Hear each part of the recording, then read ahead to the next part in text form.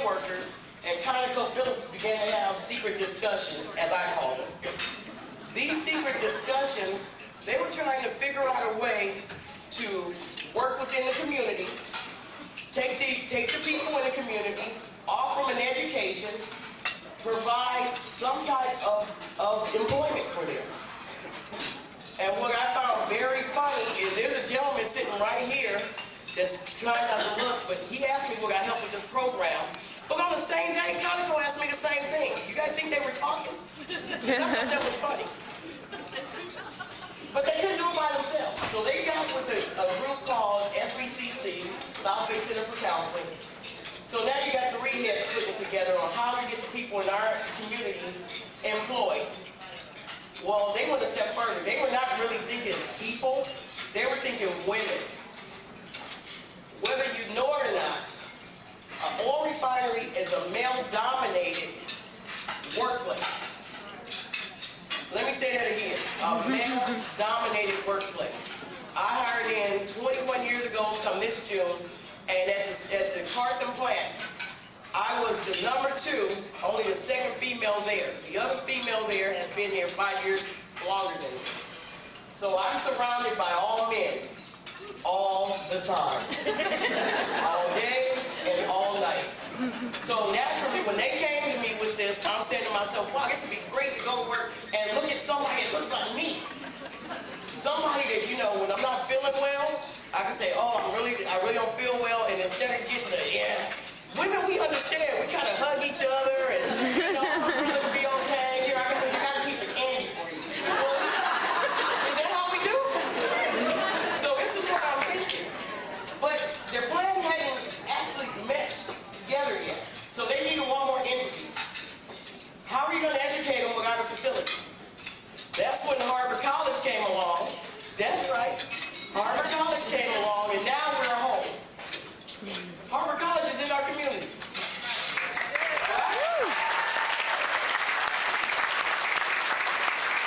And together, you had ConocoPhillips with this great idea with the union.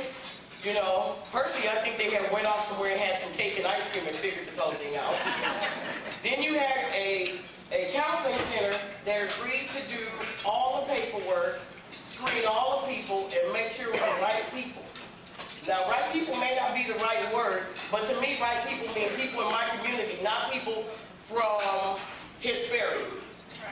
Not people from Las Vegas. I'm talking about people in the South Bay area. And then Harvard College said, sure, we'll build a special program around what you guys would like to do.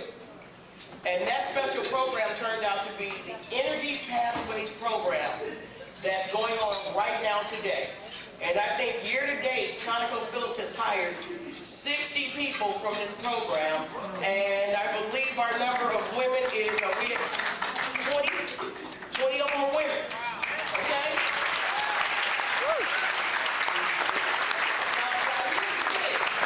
We have a bunch of high schools here. Did you ever think about working in the oil industry? It pays well. Okay? So what we have here is we need to inspire you to look outside of the traditional employment opportunities and look into something that you can do and be proud of and get paid well. Notice I keep saying get paid well. Okay? And you have a strong union to support you. I'm going to add to that. I got 2 ladies with me today that just started a new chapter in our local union, the Women of Steel, to support the women coming in.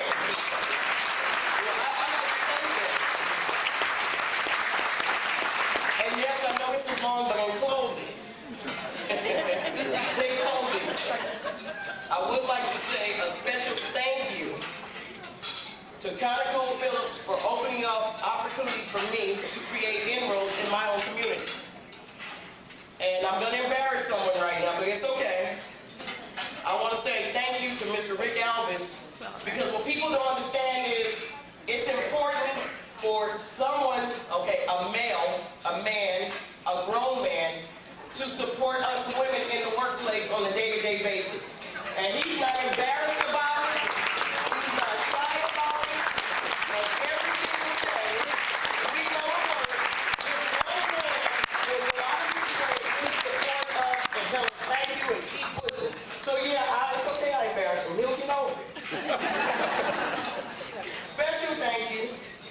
to the USW, United Steelworkers. And this is why I say this.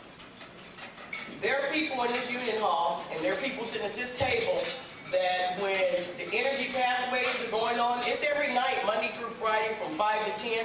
Most of us are at home watching TV, having dinner. These individuals go to work in the day, they leave work, and they come to Harvard College to inspire and help me with the individuals there. And there's a young lady sitting here that after each class or after the break, she pulls the women one by one and takes them outside and has a special pep talk to keep them inspired, because I believe our last class was 45 people and 2 of them were women. I think the women need that extra encouragement. That's why we're here today, correct? And I can't do anything without saying thank you to my Harvard College family. Because no matter what I need, they support it, they provide it. I can get a special room, they make sure I have audio-visual, and they feed me sometimes. Now, the San Pedro Chamber of Commerce, I want to honor you for having an event that actually honors women, to uplift us and tell us it's good to be who you are. Now, you know I can't take you on a journey without saying thank you to the person who made me who I am. Aww. And that would be my parents. I got a special thanks for my mother and father, because they didn't have to inspire me. They could have just sent me to school. I come home, they didn't have to help me with homework. They didn't have to make me go to college out of state because I needed to grow up. But they did.